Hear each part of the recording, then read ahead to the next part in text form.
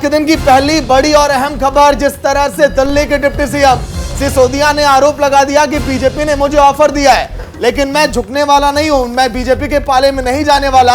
और इस समय दिल्ली की सियासत लगातार गर्माती हुई दिखाई दे रही है। कुंदन, देखिए, सुबह से प्रेस कॉन्फ्रेंस का दौर जारी है।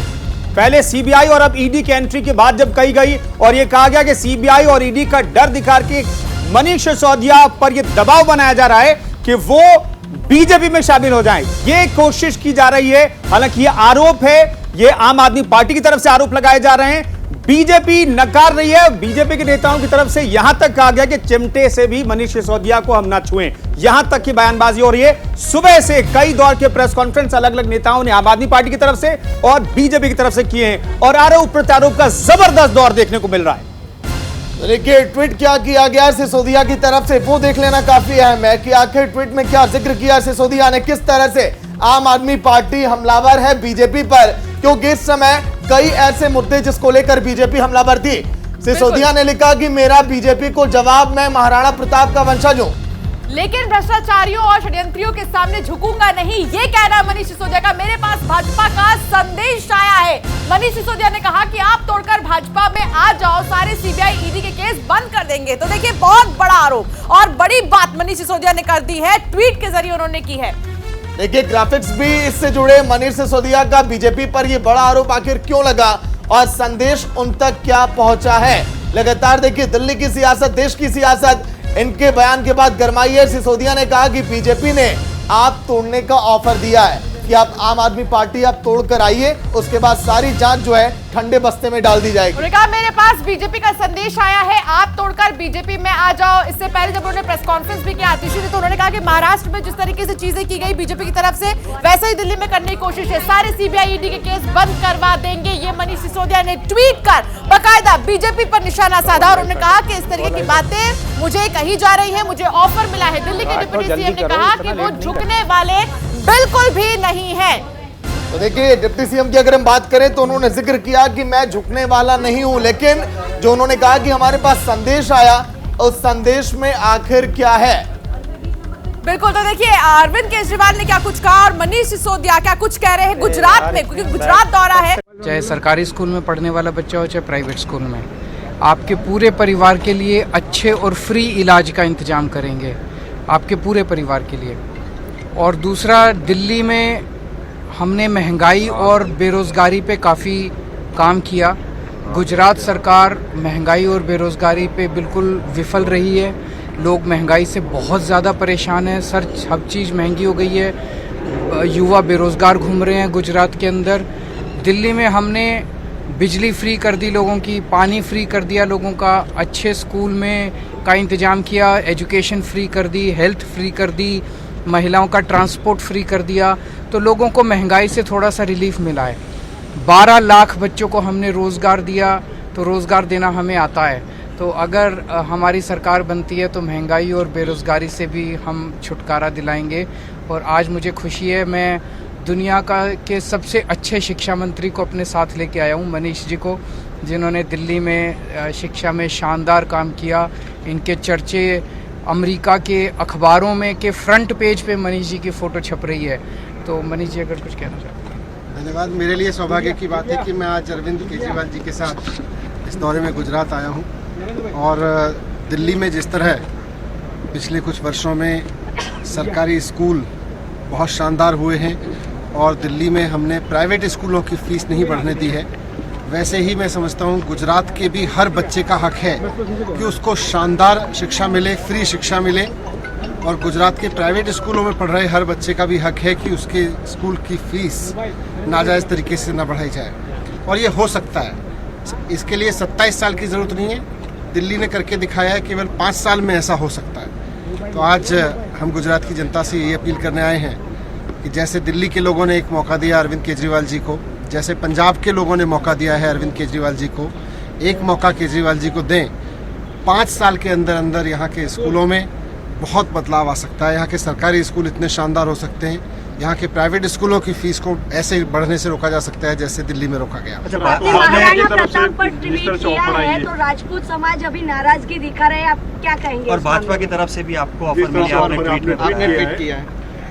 देखिए, ये सारा मसला जो पिछले 2-4 दिन से चल रहा है, ये है ही इसलिए कि अरविंद केजरीवाल जी को काम करने से रोका जा सके, और ख़ास तौर पे क्योंकि गुजरात में अब लोग अरविंद केजरीवाल जी को एक उम्मीद के रूप में अरविंद केजरीवाल जी की राजनीति को देख रहे हैं, तो इनको रोका जा सके, तो इसीलिए सारा किया है। और अब मुझे आश्चर्य हुआ जब कुछ मेरे पास में मैसेज आए, कोई मैसेज लिख के आए कि भाई आपको 2 ऑफ़र है। एक तो ये कि आपके CBI, ED जितने भी आपके खिलाफ मुकदमे दर्ज किए जा रहे हैं, बड़े बड़े केस बनाए जा रहे हैं सो कॉल्ड, इन सबको वापस ले लेंगे, आप अलग हो जाइए और पार्टी तोड़ लीजिए, हम आपको मुख्यमंत्री बना देंगे। तो मैंने बहुत स्पष्ट शब्दों में उसका जवाब दिया, और मैं आप सबके माध्यम से भी देना चाहता हूँ कि अरविंद केजरीवाल जी मेरे राजनीतिक गुरु हैं, और मैंने इनसे सीखा है, इन्हीं के मार्गदर्शन में दिल्ली में एजुकेशन में इतने बड़े बड़े बदलाव हुए हैं, इनके विज़न के फलस्वरूप हुए हैं। मैं राजनीति में इसलिए नहीं आया कि कुछ सपना है मेरा CM बनने का, PM बनने का, कोई कुर्सियों पर बैठने का। मैं राजनीति में इसलिए हूँ कि दिल्ली के और देश के हर बच्चे को बहुत शानदार शिक्षा मिल सके। मेरा सपना ये है, मेरा सपना मुख्यमंत्री बनना नहीं है। तो बीजेपी वालों को मेरा करारा जवाब है, इस पे खुला जवाब है। अच्छा, केजरीवाल जी जब बात करते हैं एजुकेशन और हेल्थ, आप पीसी करेंगे। तो सीधे तौर पर आपने सुना मनीष सिसोदिया को, उनका क्या कुछ कहना था। उन्होंने बीजेपी को सीधे जवाब दे दिया और कह दिया है कि मुझे मुख्यमंत्री नहीं बनना है और कोई भी ऑफर जो वो दे रहे हैं वो मुझे एक्सेप्ट नहीं करना है। हालांकि दिल्ली की अगर हम बात करें तो दिल्ली में भी लगातार मनीष सिसोदिया ट्वीट कर जवाब दे रहे हैं, और ऐसे में उन्होंने ये भी बता दिया है कि बीजेपी ने उन्हें क्या कुछ ऑफर दिया है। कुंदन, देखिए, 2 ऑफर का जिक्र तो मनीष सिसोदिया का आपने सुन लिया। सियासत यही है कि दिल्ली में उनके खिलाफ CBI जांच कर रही है। दिल्ली में दावा किया जा रहा है कि एक्साइज पॉलिसी में करोड़ों का घोटाला हुआ है और उसमें मेन अक्यूज बनाए गए हैं मनीष सिसोदिया, लेकिन वो गुजरात में जाकर के चुनाव प्रचार में जुटे हुए हैं। और दिल्ली का जो एजुकेशन मॉडल है, यानी कि आम आदमी पार्टी का जो मॉडल है एजुकेशन का और गवर्नमेंट चलाने का, उस मॉडल का वो जिक्र कर रहे हैं। लेकिन इन सब के बीच जो सुबह से आरोप प्रत्यारोप चल रहा है, इस पर बातचीत करने के लिए राजीव तिवारी हमारे सहयोगी दिल्ली से जुड़ रहे हैं। राजीव, ऑफर की तो बात कर रहे हैं, मैसेज की तो बात कर रहे हैं, दिखा पा रहे हैं क्या मनीष सिसोदिया कि आखिर क्या ऑफर है, किसने ऑफर दिया है और उस ऑफर में क्या जिक्र है?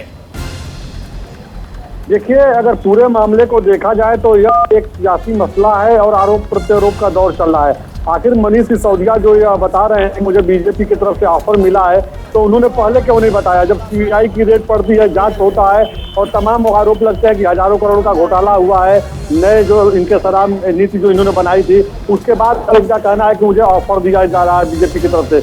हालांकि देखा जाए तो तमाम विपक्षी पार्टियां भी यही कहती हैं कि भारतीय जनता पार्टी में जो चला जाता है वो ईमानदार हो जाता है, पाक साफ हो जाता है, उसके ऊपर CBI और ED का रेट नहीं डाला जाता है। तो तमाम तरह के इस तरह बातें होती हैं, लेकिन महत्वपूर्ण बात यह है कि भारतीय जनता पार्टी का यह कहना है कि मनीष सिसोदिया अच्छे शिक्षा मंत्री हैं, वो लगातार इस बात को कर रहे हैं, लेकिन यह जो रेट डाला गया है CBI का, यह आबकारी नीति जो उनकी बनी थी उसको लेकर के डाला गया था। अगर इनकी नई आबकारी नीति बहुत अच्छी थी तो इसको वापस क्यों लिए हो? लेफ्टिनेंट गवर्नर जो उपराज्यपाल हैं दिल्ली के, उनके सिफारिश पर जो है CBI का रेट डाला गया। तो तमाम तरह के बड़े सवाल खड़े हुए मनीष सिसोदिया पर, जिसको लेकर के वो एक तरह से डरे हुए भी हैं। क्योंकि आपने पिछले दिनों देखा होगा कि जब वो प्रेस वार्ता कर रहे थे तो उन्होंने कहा कि हो सकता है कि मेरी 2-4 दिन के अंदर गिरफ्तारी हो जाए। कहीं ना कहीं उनको इस बात डर है कि जो घोटाला दिखाया जा रहा है इसमें पूरा मामला मनी लॉन्ड्रिंग का बन रहा है, तो ऐसे ED जो है अब इनको अपने शिकंजे में लेने की कोशिश करेगी। तो अब जो है गुजरात दौरे पे गए, चुनाव है, तो वहाँ पे जनमानस से अपना एक भावनात्मक लगाव जोड़ने के लिए, अपनी एक लोकप्रियता जीतने के लिए जो है वह इस तरह की बातें कर रहे हैं कि मुझे ऑफर दिया जा रहा है, मुझे बुलाया जा रहा है, अगर मैं वहाँ जाता हूँ तो इस तरह का मैसेज देने का एक उनका कोशिश है। लेकिन भारतीय जनता पार्टी या केंद्र सरकार की तरफ से कोई इस तरह की बात नहीं आ रही है। बीजेपी के नेता इतना जरूर कह रहे हैं कि मनीष सिसोदिया जी बिल्कुल राजीव, बहुत बहुत शुक्रिया इस खबर पर जानकारी देने के लिए। तो आम आदमी पार्टी अपने बचाव में यह दावा कर रही है कि बीजेपी की तरफ से ऑफर मिल रहा है, लेकिन इन सब के बीच जो एक्साइज पॉलिसी को लेकर के गड़बड़ जाले की खबरें सामने आई हैं, जिस पर CBI जांच कर रही है, उस मामले में आज जबरदस्त विरोध प्रदर्शन देखने को मिला है बीजेपी का आम आदमी पार्टी कार्यालय के बाहर। देखिए किस तरह से बीजेपी लगातार प्रदर्शन कर रही है और प्रदर्शन में क्या कह रही है बीजेपी। शराब पर संग्राम, नई आबकारी नीति के खिलाफ दिल्ली बीजेपी का प्रदर्शन, और प्रदर्शन का नेतृत्व कर रहे हैं बीजेपी के प्रदेश अध्यक्ष।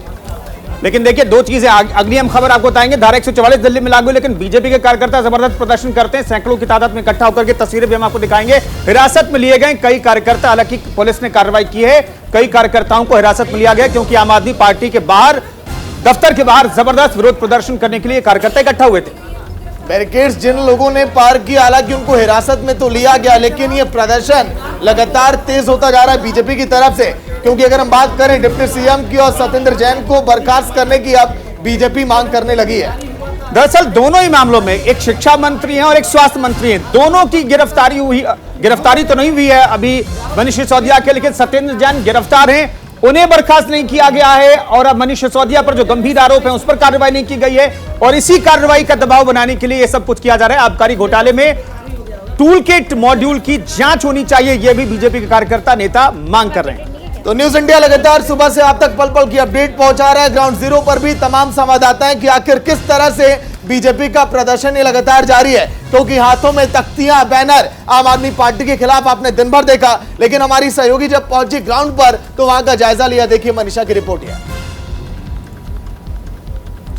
पर शराब नीति को लेकर बीजेपी का प्रचंड प्रदर्शन चल रहा है आम आदमी पार्टी के खिलाफ। यहाँ पर दिल्ली के सीएम अरविंद केजरीवाल के घर का घेराव करने के लिए बीजेपी के तमाम कार्यकर्ता जो है आगे की तरफ बढ़ते हुए, यहाँ पर दिल्ली के पुलिस के जवान जो है खड़े हुए हैं, रास्ता रोका हुआ है, बैरिकेड किया हुआ है पूरा, लेकिन फिर भी बीजेपी के जितने भी कार्यकर्ता हैं वो बैरिकेड पार करके उस पार जाने की कोशिश कर रहे हैं, लेकिन यहाँ पर जो जवान खड़े हुए हैं उन्हें रोकने की तमाम कोशिश कर रहे हैं। दिल्ली पुलिस के लिए भी देखिए एक चुनौतीपूर्ण यहाँ पर जो पूरा ये मामला है वो नजर आ रहा है, क्योंकि यहाँ पर कार्यकर्ताओं को रोका जा रहा है और रोकना उनको देखिए काफी भारी यहाँ पर पड़ता नजर आ रहा है दिल्ली पुलिस को, क्योंकि दिल्ली पुलिस जो है इस तरफ उनको धकेल रही है और तमाम जो बीजेपी कार्यकर्ता है ये बैरिकेड पार करके उस तरफ जाने की कोशिश कर रहे हैं। अभी दिल्ली पुलिस जो है इनको देखिए रोकेगी और फिर रोककर जो भी बैरिकेड तोड़कर उस पार जाने की कोशिश कर रहे हैं उन्हें जो है गिरफ्तार किया जाएगा और बस में ले जाया जाएगा गिरफ्तार करके।